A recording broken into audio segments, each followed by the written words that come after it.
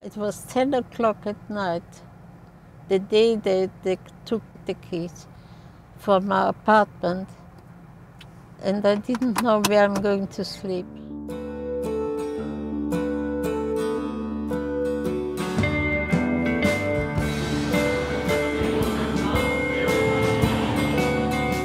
Home to me is everywhere I feel safe, whether it's under a bridge or within four walls. Normal people come home, fix their kids' dinner, wind down, talk to their mates. But no, when I come home, I have to kill mice. What was the hardest thing that you had to deal with in your life, that you had to overcome? When I couldn't go home. Oh, the first time you couldn't go home? Yeah. That was it.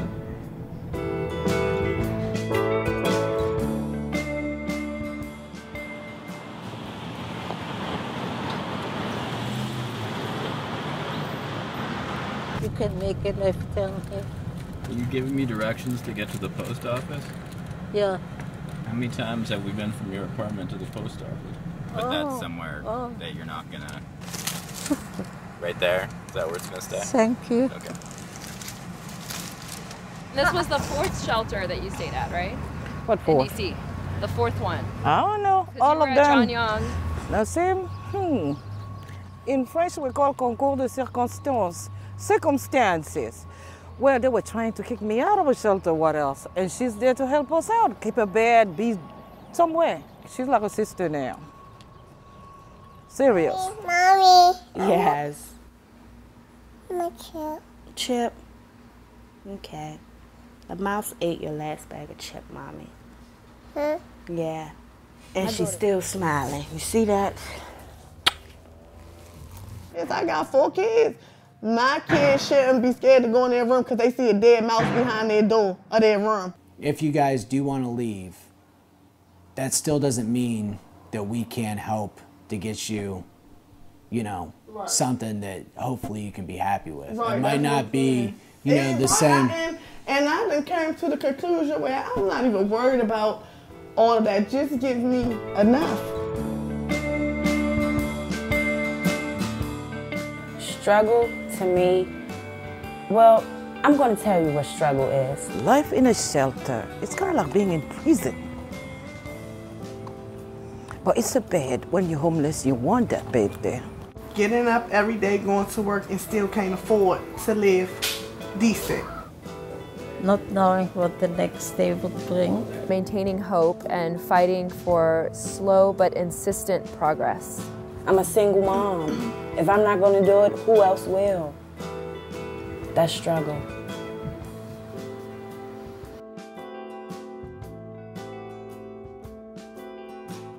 Hello, may I speak to you?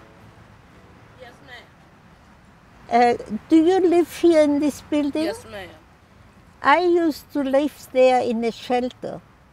And after 7 o'clock, we were allowed to go in and make the beds. And you couldn't stay over 6, 7 o'clock in the morning. Winter and summer, it could be hot, it could be snowing, it could be raining. You have to be out or you couldn't go in before. So it was really, looking back, it was really quite dramatic to be in this group. How'd you hear about the legal clinic? Which clinic? Where I work. Because we met when you were staying here, right? Wherever I could get a piece of paper and hear something new, I took it. I read everything. We have a small office with about 10 attorneys, but then we also have a network of over 200 volunteer attorneys that you can meet with if you have questions or you need legal advice or representation on a wide variety of issues. So you have the right to live in a safe and sanitary environment, and I know because I've visited all the shelters and I've talked to people that is not always the case. So one other thing that you have a right to in the shelter is you have a right to due process, okay? So if someone wants to terminate you or suspend you, they have to give you an opportunity to defend yourself, okay? I was being kicked out of the shelter. The first time around the legal clinic, they helped me secure my bed. And then I see him, the second time around, she was like, this is just not right. I'm going to sit you up straight. I'm going to tell you what's going on. Services I could qualify for. And she set out to start to try and get them for me. And she also told me about some legal stuff, the rights as a human being, basic human rights. She got me connected, introduced me to Mrs. Marianne Luby and stuff. That's when things started moving for me.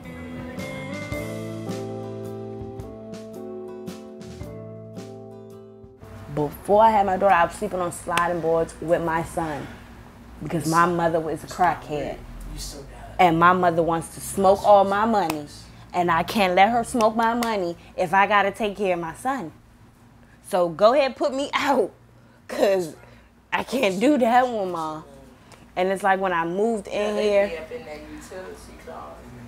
I cried because it was like a sign of relief. You know, I had been through so much, and now finally I can do this. Whew, it's mine. Nobody gets to put me out. I don't have to worry about my kids. I don't have to worry about their shit being smoked up or stolen because it's mine. I got the keys, you know? And then it's like when all this stuff started going wrong, it's like, dang. The type of stuff they put down there, right there. But see how I ate through the carpet? Look how I chewed the carpet up. You see them all night, but they are that's all you hear all night is because they try and get out the walls, or you hear the ones squeaking in here, or you hear the ones running through the floors, or you just see them keep shooting past. You know, I work on my feet 8 hours a day, sometimes 30, 32 hours a week.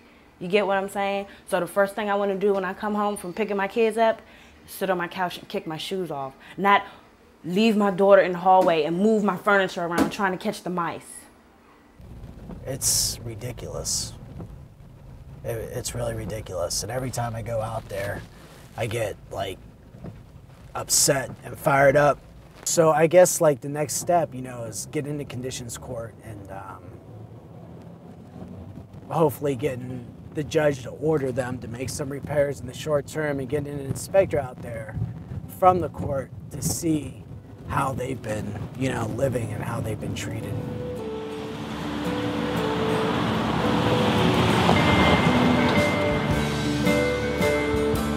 Safety net to me is someone you can depend on, trust. Can I put you in the wheel?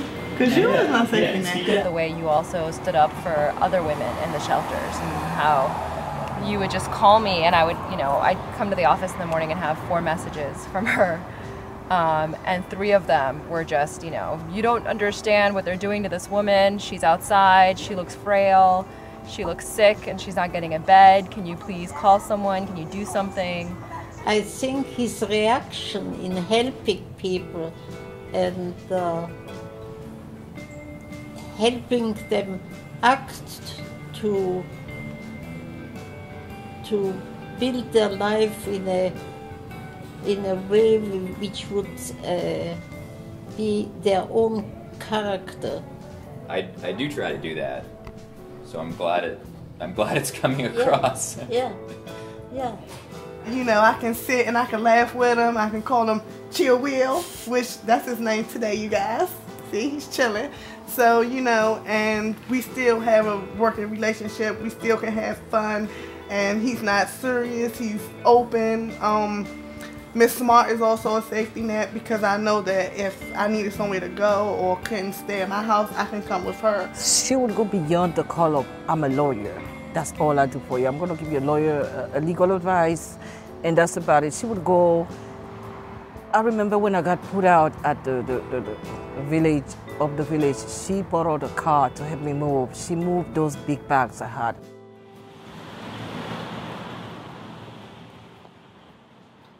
Were you actually here when the fire happened? Yeah. They sent me to the hospital for 2-3 days.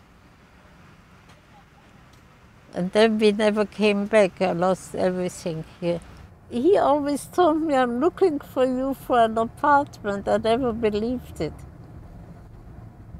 I said, where is he going to find an apartment where I want to live?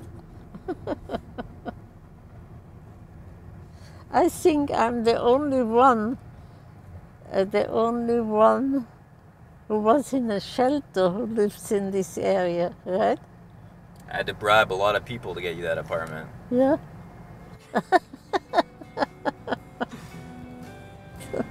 I think they did now. I think they made an exception for you. The federal disability rights laws were on the books, but they were not being enforced locally. And it's thanks to the legal clinic stepping in and advocating with local and federal government that there's been this cultural shift where people like Josephine are able to make reasonable accommodation requests now. She'd been in the 4 shelters, so and it wasn't going well at Harriet Tubman, and she was having all of the same issues, and it was affecting her health. So eventually we filed a reasonable accommodation request that stated that she needed to have her own kind of space and environment and to have the peace of mind so that she could, you know, work on her health. Oh, the day I walked in my apartment, it was like disbelief. And then again, I had a list with my name on it. And there was a contract, legally binding.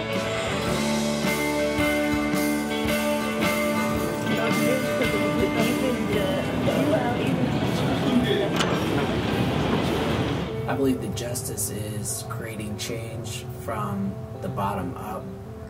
In order to succeed, you have to get to know the person. I'm not no basketball player. I'm not no rap star. I'm not no supermodel. I get up and put my pants on just like everyone else. And I get out here and I go do the best that I can. The only thing that I know how. You get what I'm saying? And it's like, what are y'all gonna do with us? The people that's at least trying. Recognizing that my life is intertwined with yours. But the thing is, there's still a lot more out there that need what I have. Justice is to not let this happen to not just us, but not to happen to anyone. I think the power of the legal clinic is having an independent advocacy voice in the community, and one that values and puts our clients' voices forward. And at the same time, you're going to be changing somebody's life. You're going to be helping them with something that goes to the core of being able to survive in society. So this is my office building. Do you remember my office building? Sure, I remember. You know, he gave a birthday party for me. Are we allowed to say what birthday? How old were you? 90. Yeah. We've known each other forever, and she will never get rid of me. Okay, if she disappears, I'm going to dig her up. Oh, thanks. Oh, yeah. So don't you dare go anywhere.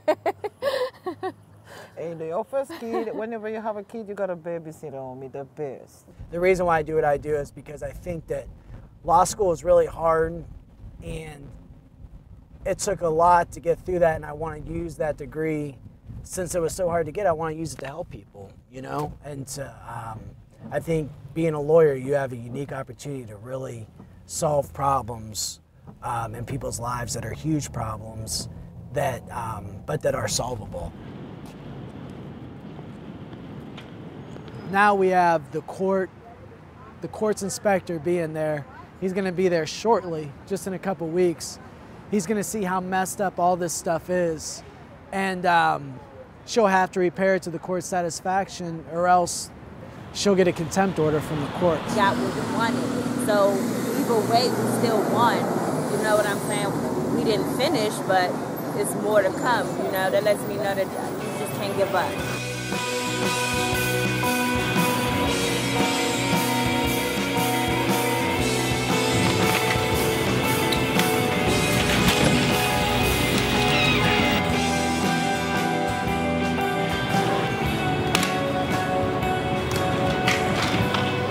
Okay, bye. I'll call you tomorrow, okay? Okay, bye. Thank you. It don't matter how we dress, where we live, what neighborhood we from.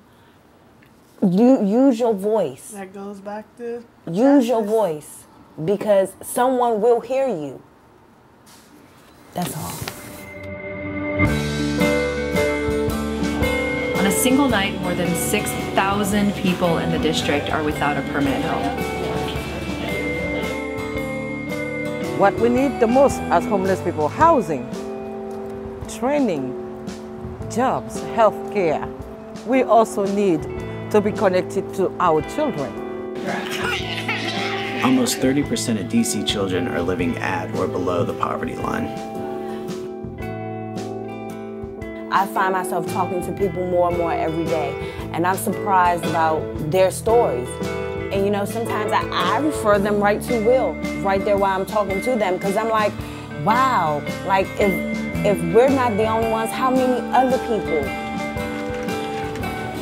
Over 16,000 district residents experience homelessness over the course of a year. Yeah, you can title it from embassy parties to sleeping on the floor of churches.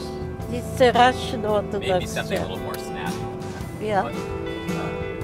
No one, including us, should live like this. Plain and simple. Whether you got a degree or not. Exactly. So thank you all. And the credits going up to my Lavon, Tony Smart.